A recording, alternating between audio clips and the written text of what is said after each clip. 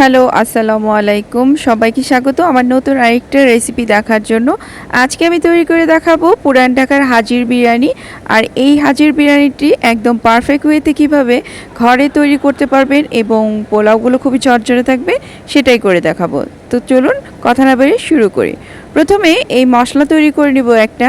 এখানে 4-5টা আমি নিয়ে নিয়েছি সাদা এলাচ, অর্ধেক জয়ফল, আর সাথে নিয়েছি মিডিয়াম সাইজের একটা জয়ত্রী।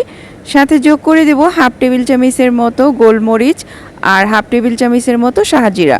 এখন এটাকে আমি গ্রাইন্ডারে গ্রাইন্ড করে নিব। আপনারা চাইলে এটাকে পাটায়ও পিষে নিতে পারবেন, তবে এটাকে ভাজা লাগবে না। তো চলে যাচ্ছি মূল রান্নায়। এখন আমি একটা কড়াইতে নিয়ে নিলাম হাফ কাপের মতো সরিষার তেল, সাথে যোগ করে দিলাম 1/3 কাপের মতো বাটার বা অথবা ঘি আপনারা অ্যাড করতে পারবেন। 4-5টা এরকম লম্বা করা দারুচিনি, 2টা বড় তেজপাতা, আর সাথে এখন আমি যোগ করে দিব 5-6টা লং এবং 5-6টা সাদা এলাচ।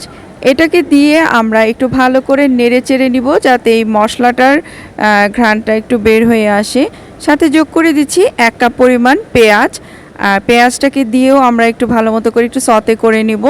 যখন এটা হালকা একটু সতে হয়ে আসবে, এখানে 1.5 টেবিল চামচের মতো আদা বাটা এবং সাথে যোগ করে দিব 1 টেবিল চামচের মতো রসুন বাটা। এটাকে দিয়ে আমরা কিছুক্ষণ 4-5 মিনিট একটু নেড়ে চেড়ে এটাকে একটু ভেজে নেব যাতে এই মশলার কাঁচা গন্ধটা না থাকে।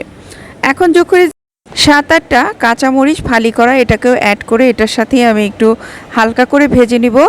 আর এখন এটা ভাজা ভাজা হয়ে গেলে আমি যে মশলাটা তৈরি করে রেখেছিলাম এখানে পুরো মশলাটাই কিন্তু আমরা অ্যাড করে দিব এবং এটাকে দিয়েও কিছুক্ষণ একটু নেড়ে চেড়ে 2-4 মিনিট আমরা একটু ভেজে নেব। আর মশলাটা যাতে পুড়ে না যায় সেজন্য 1-2 টেবিল চামচ পানি এখানে অ্যাড করে দিলাম যাতে মশলাটা একদম পুড়ে না যায়। তো এভাবে দিয়ে আমি একটু ভালো মতো কষিয়ে নিচ্ছি।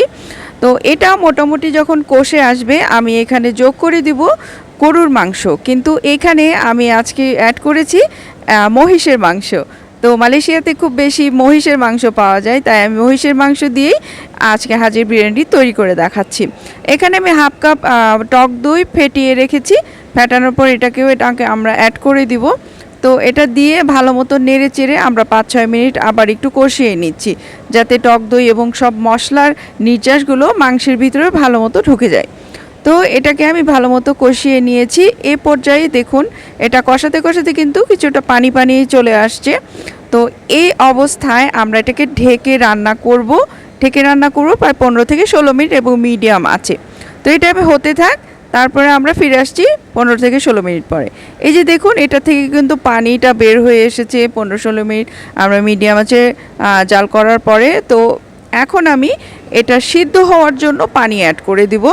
প্রায় 1.5 কাপের মতো আমাদের এখানে সিদ্ধ হতে পানি লাগবে। আপনারা যদি কম বেশি করেন সেক্ষেত্রে পানিটার পরিমাণও কম বেশি লাগতে পারে। তো এভাবে দিয়ে নেড়ে চেড়ে আবার ঢাকা দিয়ে আমি এখানেকে কুক করব 35 থেকে 40 মিনিট, যে পর্যন্ত না মাংসটা সিদ্ধ হয়ে আসে। তো এই যে দেখুন আমাদের এটা কিন্তু সিদ্ধ হয়েছে অলমোস্ট। তো আমি এটাকে এখন পুরোপুরি শুকিয়ে নেব পানিটা। আর এই বড় যে মশলাগুলো ছিল এগুলো কিন্তু আপনারা চাইলে এগুলো ফেলে দিতে পারবেন। তো ফাইনালি আমার এই যেটা একদম ভুনা হয়ে গেছে। এখন আমি এখান থেকে মাংসগুলো সরাসরি অন্য একটা পাত্রে উঠিয়ে নিব, কারণ আমি পোলাওটা ঠিক একই পাত্রে রান্না করব। তো দেখুন আমি মশলাগুলো এইটার মধ্যে রয়ে গেল, এটা কিন্তু খুব ভালো হবে কারণ পোলাওর ভিতরে সব ফ্লেভারটা চলে আসবে। তো এখন আমি এখানে 3 কাপ পরিমাণ 750 গ্রামের মতো পোলাও চাল ধুয়ে আমি ঝরিয়ে রেখেছিলাম পানিটা। এখন আমি সরাসরি এখানে দিয়ে দিচ্ছি এবং এটার সাথে ভালো করে আমাদেরকে মিশিয়ে নিতে হবে। একটু 4-5 মিনিট একটু মশলাটার সাথে ভেজে আমরা এটার সাথে পানিটা অ্যাড করে দিব। তো আমার এখানে টোটাল আমার 3 কাপ আর জন্য আমি এখানে 6 কাপ দেব। তো আমি এখানে 5 কাপ পরিমাণ পানি দিয়েছি এবং 1 কাপ পরিমাণ আমি দিয়ে দিয়েছি লিকুইড দুধ। আপনারা চাইলে এখানে গুঁড়ো দুধটা ব্যবহার করতে পারবেন। অ্যাড করে দিচ্ছি 1 টেবিল চামচের মতো কেওড়া জল, সাথে স্বাদ মতো লবণ দিয়ে এখন এটাকে আমরা নেড়ে চেড়ে নিব কিছু, যাতে সব কিছু একসাথে মিশে যায়। তো আমাদের কিন্তু এটা সব কিছু মিশানো হয়ে গেছে, এখানে চিনি অ্যাড করার কোনো প্রয়োজন নাই। তবে অনেকে মিষ্টি মিষ্টি একটু ফ্লেভার পছন্দ করেন, তবে হাজির বিরিয়ানির কিন্তু মিষ্টি ফ্লেভার এটা হয় না। তো ঢেকে এটাকে রান্না করব যতক্ষণ না চালটা এটার পানিটা গায়ে গায়ে চলে আসে। তো আমার এই যে দেখুন পানিটা কিন্তু শুকিয়ে প্রায় চালের গায়ে গায়ে লেগে এসেছে। এ পর্যায়ে আমি মাংস ওই যে রান্না করা ছিল যেটা, সেটা মিশিয়ে দিব। দিয়ে এখানে কিছু কাঁচামরিচ আমি অ্যাড করে দিব, প্রায় 15-20টার মতো। আপনারা চেষ্টা করবেন এখানে কাঁচামরিচটা ব্যবহার করতে। এটার কিন্তু আসল স্বাদটাই কিন্তু এই কাঁচামরিচ থেকেই আসে, ফ্লেভারটা। তো আমি নেড়ে চেড়ে ভালো মতো এগুলোকে মিশিয়ে নিচ্ছি এবং মিশিয়ে এটাকে আমি দমে রান্না করব। তো এটা আমি 15 মিনিটের জন্য দমে দিয়ে দিলাম, একদম মৃদু আছে। ফিরে আসছি 15 মিনিট পরে। তো এই যে দেখুন 15 মিনিট পরে এখন আমি এটাকে একটু উল্টিয়ে পাল্টিয়ে দিচ্ছি, যেহেতু আমরা ঝরঝরা চাচ্ছি, পানি আর এক্সট্রা দিব না, সেজন্য উপরের চাল নিচে এবং নিচের চাল উপরে দিয়ে এটাকে ভালো মতো আমাদেরকে ঢেকে দিতে হবে। তো এখন আমি ফাইনালি চালটাকে বন্ধ করে দিয়ে আমরা ফিরে আসছি 10 মিনিট পরে। এই যে দেখুন 10 মিনিট পরের অবস্থাটা আমাদের হাজির বিরিয়ানিটি একদম পারফেক্ট ওয়েতে হয়ে গেছে। দেখেন কতটা ঝরঝরে আর ইয়ামি।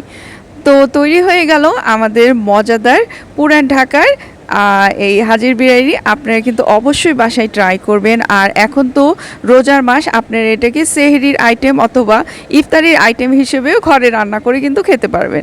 আশা করি আমার রেসিপিটি আজকে আপনাদের অনেক ভালো লেগেছে। যদি ভালো লাগে অবশ্যই একটি লাইক করবেন এবং আমার চ্যানেলটাকে সাবস্ক্রাইব করে আমার পাশেই থাকবেন।